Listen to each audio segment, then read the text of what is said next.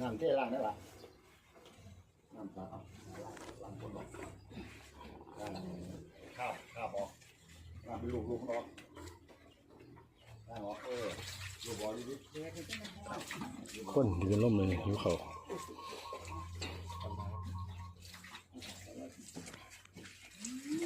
อันนี้น้องว่าจะบอกอย่างลูกมัน เดี๋ยวมันก็ออกปกติมันเลยล่ะหันพอออกก็แจ้งเงินบ่อยทีนึงแต่มันก็คือว่าขอดปกตินะบ่มีอย่างนั้นเลย แต่ว่าลูกคุณก็เป็นอย่างนั้น แม่นก็กินได้ยังไงปกติครับบ่ฉีดยาเนี่ยบ่เกี่ยวเลยแม่น เอาพิษตา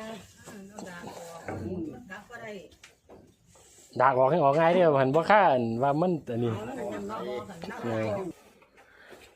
มันเป็นไงมันธรรมชาติของมันไอ้ตัวอย่างมันเป็นยังไงเนี่ยหรอมันธรรมชาติของเขา เจ้าโกงตั้งนั่น เ